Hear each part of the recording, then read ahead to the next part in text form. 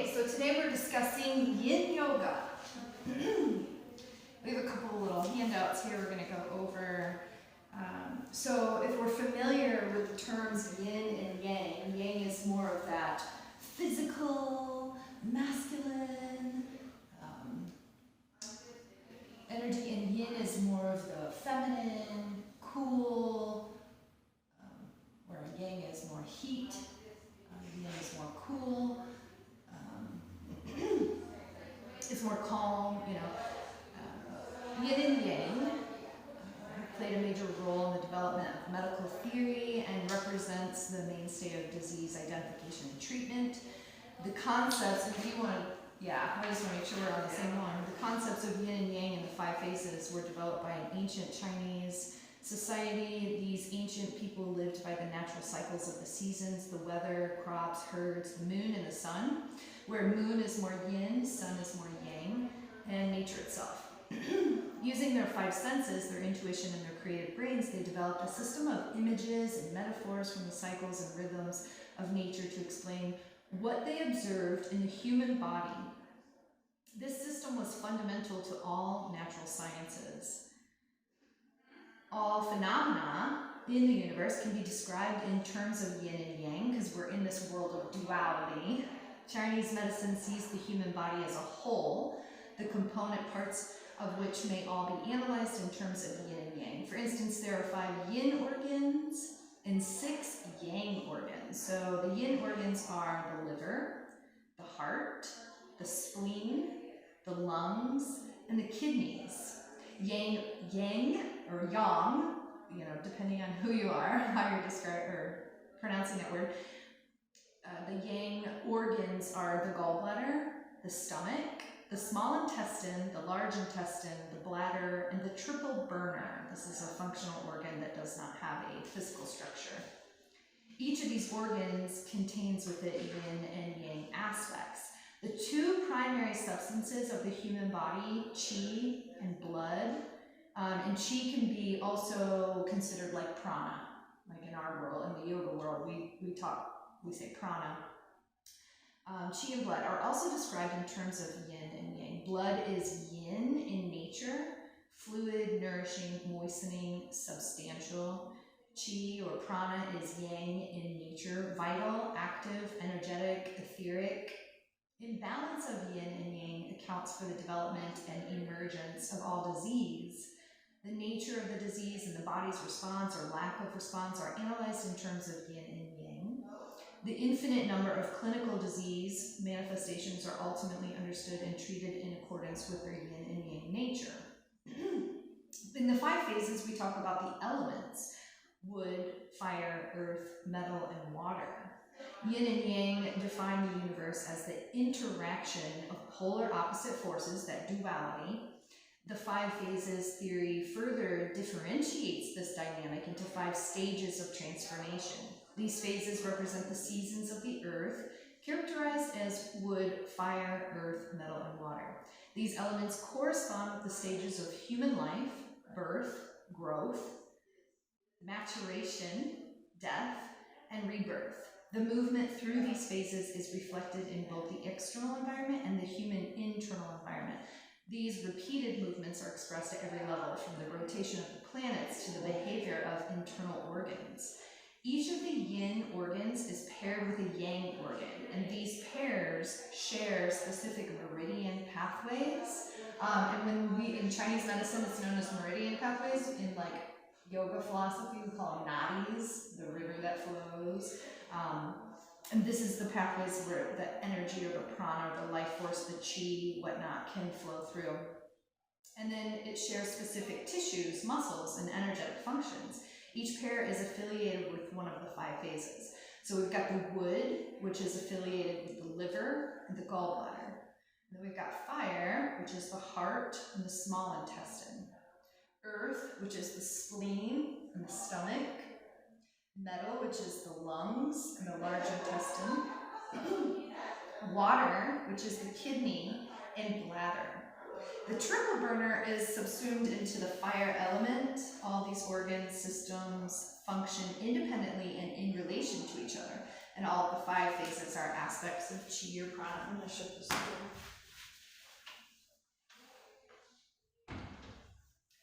So they have like their own system that they kind of put together. Yin is its own like little category, like a lot of the similar poses that they have put together, which we'll go over, have their own names. You'll notice, like, you know, a forward fold in yoga, in a yin, in the yin world, we would call that caterpillar pose. It has cute little names, whatever. But then on this other handout, this is a good visual to show the body meridians. And again, this is like the Chinese, more Eastern, or not even Eastern, Chinese differentiating from the more Indian philosophy.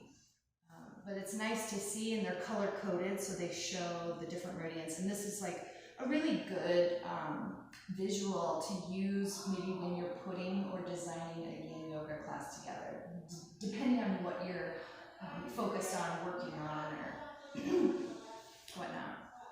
Okay, so then we'll go to this one.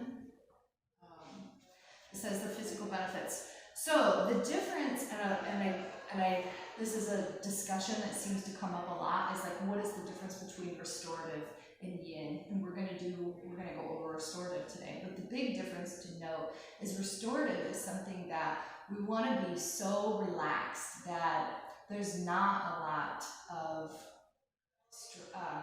stretching that's happening. It's more about how are we relaxing, or how are we activating first that parasympathetic nervous system, activating or becoming more aware of the subtle bodies and the subtle energies. Where yin, we're actually focusing on doing certain things. Yeah, we're stretching muscles, but the main focus is on the tendons, the ligaments, and the fascia, which is the deep connective tissue that covers the entire body. We're also strengthening bones. That's one thing that doesn't get talked about enough in Yin Yoga. But what we're doing is we're putting pressure on the bone, the tendon, the ligament to strengthen it. And one of the things, this can be seen as controversial, but it's like a little pet peeve of mine, is, so what I've noticed is sometimes people will do like a hot yin. And that's one of the stressors, or the important things to note, is that when we practice yin yoga, we want to do it on cold muscles. So time of day sometimes can be important too, like more in the morning when your muscles are cold, before you've moved around. You want to do it before a workout, before you go to the gym. You don't want to go to the gym and then do yin. You don't want to do a high intensity cardiovascular, thing, then, you want to do it when the muscles are cold. And the reason is because the muscles are there to kind of like, when they're cold, they act as more of a protective barrier. When they are warmed up, kind of like the analogy I like to give is like a person who goes and sits in a sauna before they get a massage. What happens is the muscles start to relax to the point where the massage therapist can get a little deeper in there. And we wouldn't want to go sit in the sauna and then do yin, because the cold muscles act as like a protective barrier. When we heat them up and warm them up and get them really relaxed, and then we go put all that pressure on the bones, tendons, and ligaments, the tendons and ligaments are made of a different substance than the muscles. They're more of like a rubber band. And so if we stretch them too much, we can snap them. We can stretch them to the point where they don't stretch back. So like we can end up causing injury. And so like that's become a pet peeve of mine, is because sometimes people aren't aware of this, and then they go and do these things, and like safety and ethical teaching is super important to always make sure that our students are safe, and that we don't want to cause harm. We want to teach yoga in a way that prolongs life, increases longevity, and increases the quality of life. We don't want to teach in a way that harms or causes injury, or that kind of thing. Okay, so the nice benefits to yin is it causes greater joint mobility, because we've put that stress there, and now we have more range of motion, more mobility. It improves flexibility. It prevents contracture, or like the way that, as we get older, we say rigor mortis starts to set in, we get stiff, or, things like that. So it does help the body to be more malleable, pliable, flexible, It does cause healthier bones and prevents degeneration. So, as we get older, if we haven't had a lot of, they say, we need calcium and iron, things like that, so it does help to make these stronger instead of start to deteriorate. It provides hydration, but I'm always going to say you cannot drink enough water, so I still would recommend drinking lots of water. So then if we go to the next pose, these are, or the next page, these are the poses of the yin. So Anahata Asana, that's what we would call it in yoga world too. So there, you'll see some similars and then some not similar in the naming process. But also in yin, they might call it melting heart, where in yoga we call it puppy pose. So Anahata Asana is, from tabletop, we would walk the hands out and melt the heart down. Oh, lovely pose. Ankle stretch.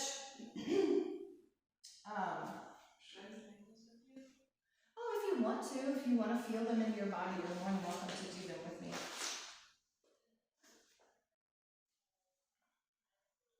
I can wait for you. No, go ahead.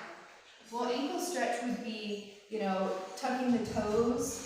Here we're stretching more at the feet, and you can do it, tucking the toes here underneath, leaning back, or having the feet down, the tops of the feet flat on the earth, and coming back.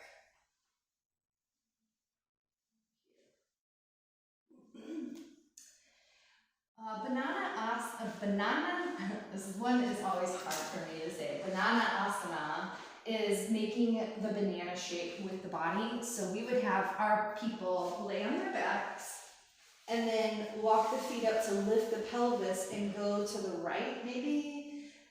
If the hips are to the right of the mat, then we would stretch out the legs towards the left top corner, maybe even placing that right ankle on top of the left, and then taking the arms up over towards the back left corner. So we're trying to make like a banana shape with the body, or also like crescent moon shape. And we would be here for a while, breathing deeply, opening up that right side body. And then I always like to bring people back to center and just kind of allow the energies to integrate before going into taking the hips to the left side, walking the legs out towards the top right corner, and reaching the arms back towards the back right corner, making the opposite shape, opening up the left side body, breathing here, and then bringing our people back to center. Butterfly. This is the Sattu Baddha Konasana, or I've also heard it as, oh my gosh, it has a cobbler's pose, or, but, so we're bringing the soles of the feet together, and we're, I'm sorry, this is butterfly here. Half butterfly would be one leg in and one leg out. So, butterfly, and then you've heard of reclined butterfly, where we lean back on a bolster, maybe we prop a bolster up behind us. That would be a reclined butterfly. This would be a butterfly pose. I guess I could turn this way so that people on my camera can see. So butterfly, half butterfly, and then a reclined butterfly lying back on the bolster. And then camel. Camel is the same name as, in yoga. And that is, of course, I'm going to always, try to encourage people.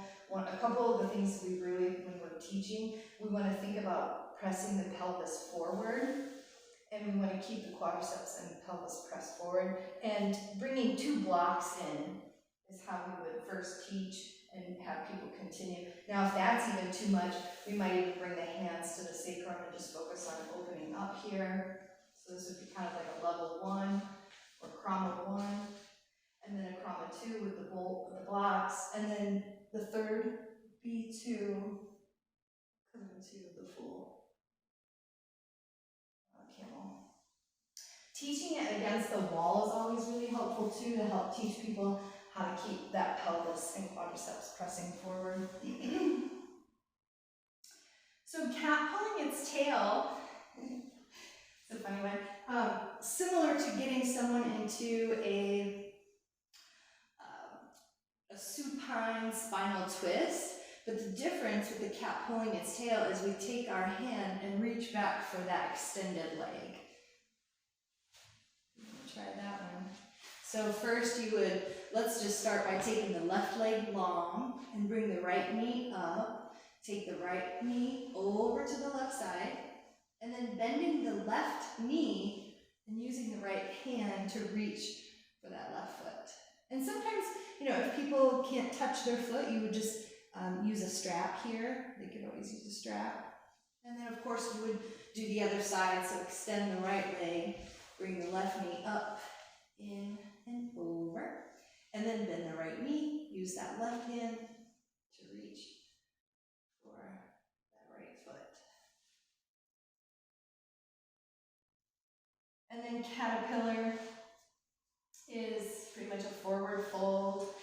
We would, you know, just have the legs extended in front of us and be folding over the legs. That's a caterpillar. Child's pose is child's pose. We're familiar with child's pose.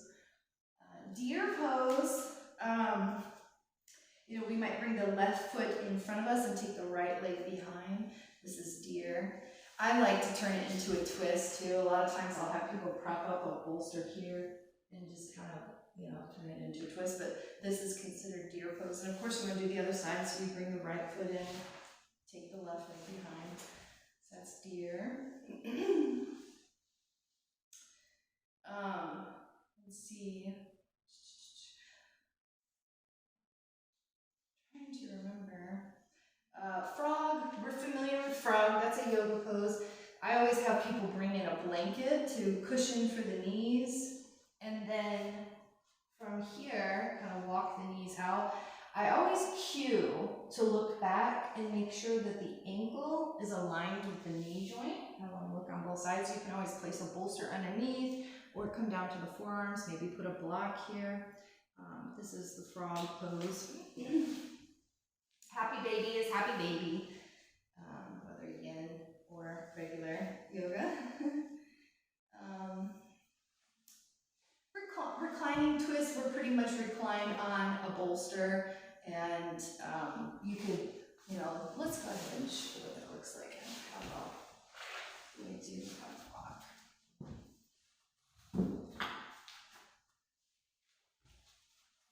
So, if we propped the bolster up,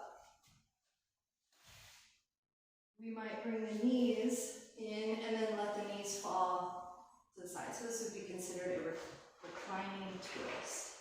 And then maybe taking the, you know, of course we do the other side, take the knees to the other side, that kind of thing. Reclining twist could also be that deer pose.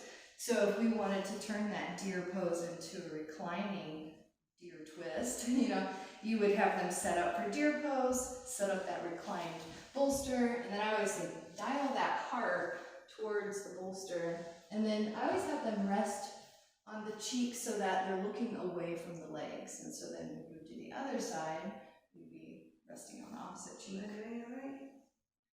Yeah. I like that one. I love that one. That was a good one.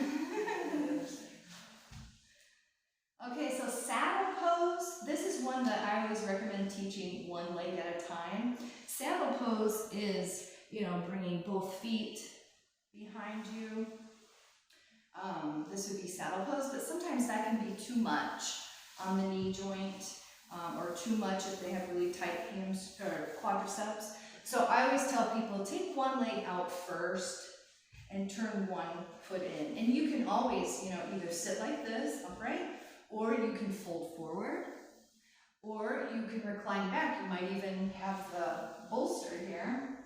I'll do it this side so the video can see it better. Go like one leg folded back and one leg forward. And this might be a reclined saddle. And of course you always want to do the other side. So that's saddle. Shavasana is Shavasana. And the difference with Yin, a lot of times we'll do what we call rebound poses.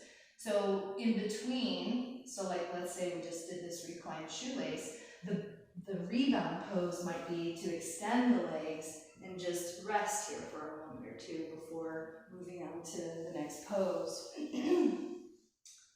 Shoelace, we would take, let's say, the right leg on the bottom, bending the right knee, and then take that left and place it on top of the right. The goal is to stack the knees on top of each other here. Now, a lot of times people aren't ready for shoelace, and so a pose that I'll give a lot of men too. It's like women can do shoelace. Well, I shouldn't be so gender specific. So, but fire log pose is an option if they can't get into shoelace. You could, have them do fire log, and that's kind of just stacking the legs on top of each other, like fire logs of wood, and then then you do the other side, the left on the bottom, and cue your people, like if you want to take the shoelace or if you're doing the fire log, the left leg is on the bottom this time, whatnot. Oh, okay, so we're familiar with Sphinx, we're probably all aware Sphinx is called Sphinx in regular yoga terms. We want to make sure that the shoulders are stacked on top of the elbows, the fingers are nice and wide, the heart is open, the legs are long, maybe bringing the feet together, bringing that heart forward, pressing down through the elbows. Make sure there's a nice space between the shoulders and the ears. But seal is taking those arms out a little wide, like a wall here, and coming into seal. So again, here, both Sphinx and seal are heart openers and considered back bends. So, square pose is the fire log pose. So it's fire log in regular yoga, and it's called square in Yin. Squat would be Armalasana or yogi squat. So in Yin, they just call it squat. And then sleeping swan is our pigeon. So in yoga, we call it pigeon, but in Yin, it's called sleeping swan. Okay, so I am going to go over. Okay, on the last page, there are some reading materials. So I will mention one of our yoga teachers that has passed, Glenn Gendron. He was a wonderful teacher, and Yin was always his thing. He always taught Yin for our yoga teacher trainings, and he just loved it. So he was always, knowledgeable, but the way that his charisma, his love for it was very contagious. He got other people excited about it just because he had so much passion. But he loved Bernie Clark. So he put his website on here. It's www.yinyoga.com. There's a book that Bernie Clark wrote called YIN Sights. So he recommends that book. And then the book, it's called A Complete Guide to Yin Yoga by Bernie Clark. And then there's a book called Yin Yoga, Outline of a Quiet Practice. This was by Paul Grilly. And Insight Yoga by Sarah Powers. So he always recommends those books, or he did recommend those books if you wanted to take your knowledge further into Yin Yoga, learn more about it, and if it's one that really spoke to you, that kind of thing. So there are, let's see, I want to make sure that I have, okay.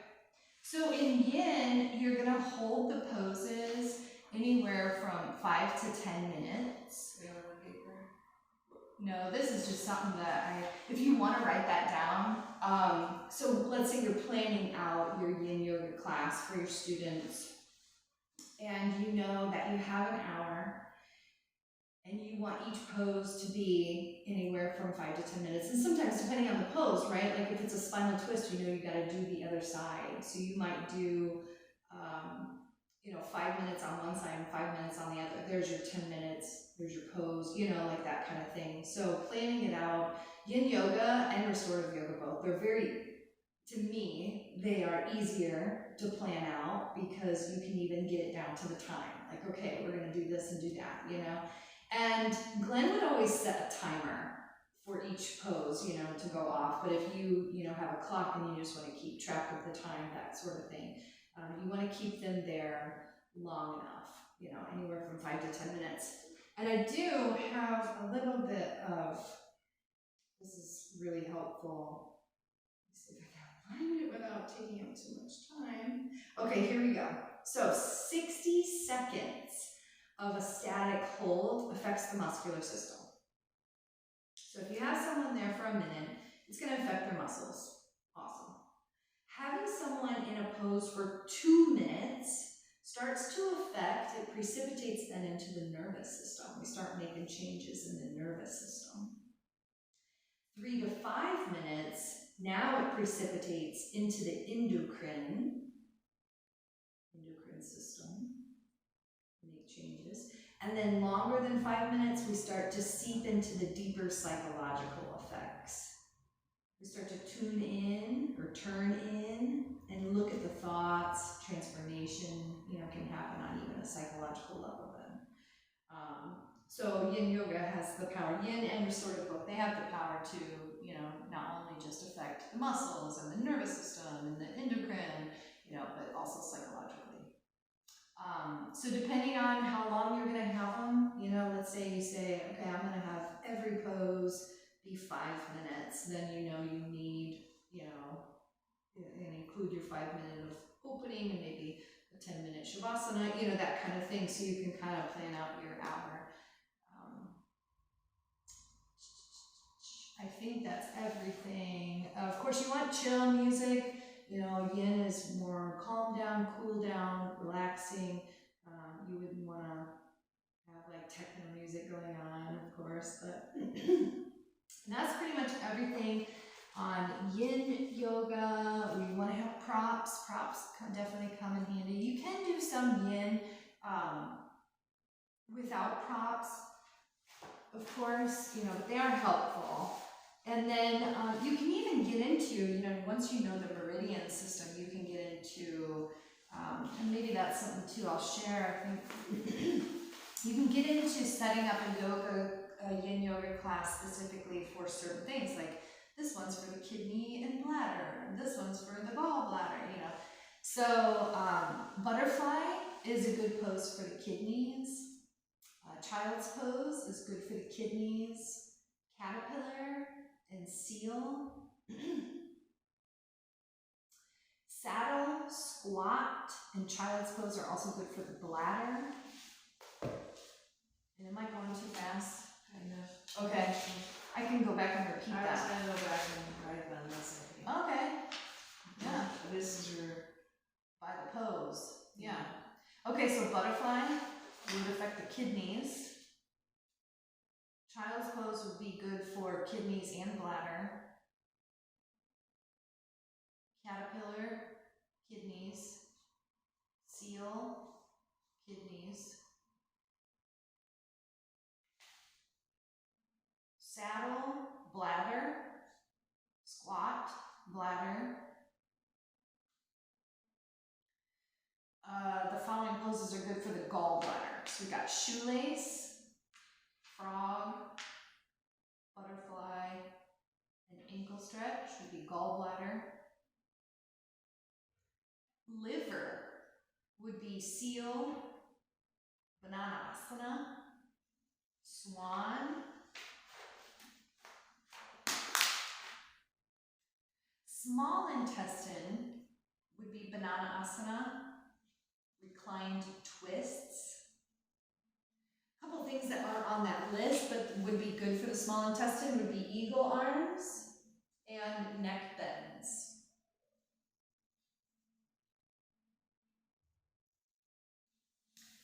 Anahata asana would be good for the heart.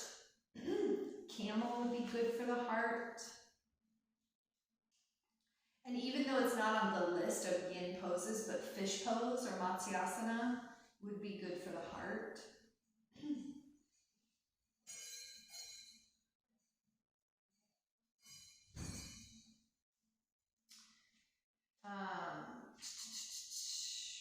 Anahata Asana would also be good for the pericardium. For the triple warmer, eagle arms, neck bends, and threading the needle. I know threading the needle's not on there as a yin pose, but you could do thread the needle. That would be good for the triple warmer. What is the, what was it called? Thread the needle? No,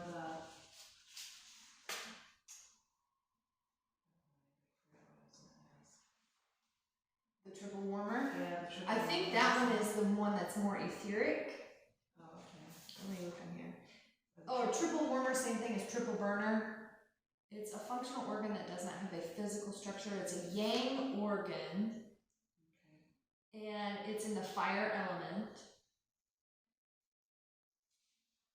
So yeah, eagle arms, thread the needle, neck bends.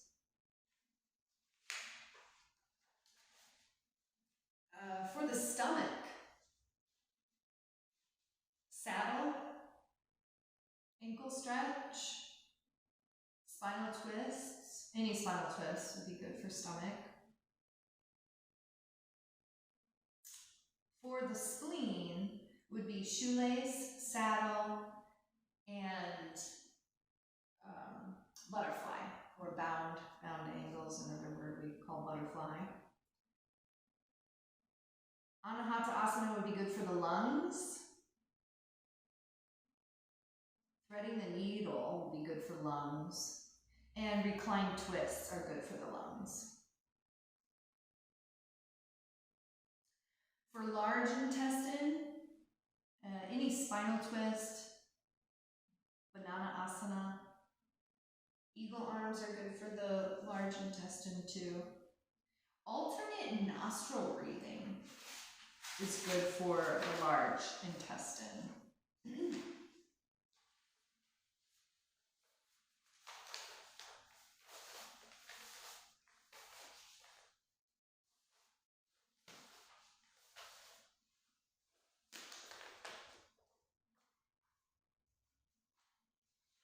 Now, when we talk about rebound poses, those poses that we kind of give, take a little break. So we have the Anahata Asana pose, right? So a nice counter pose or rebound pose might be child's pose. You might follow up, from the puppy pose with the child's pose. The butterfly, let's say you're here for 5 minutes. A rebound pose might be, okay, now you're reclined butterfly. And so we might stay here for 5 minutes, and then the rebound pose maybe only 3. The rebound pose you're going to be in less amount of time. Caterpillar, if you're here, a rebound pose for that might be the fish pose. Because we're getting the spine in the opposite direction. Sleeping swan or pigeon pose, might be your pose, and then do a child's pose before going into the next side or the next leg.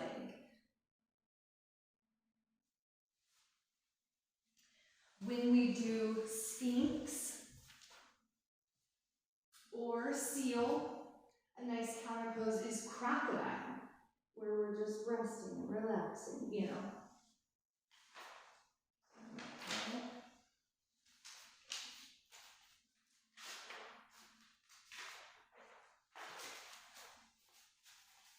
And I think that's everything on yin. How do you feel? Do you have any questions on yin?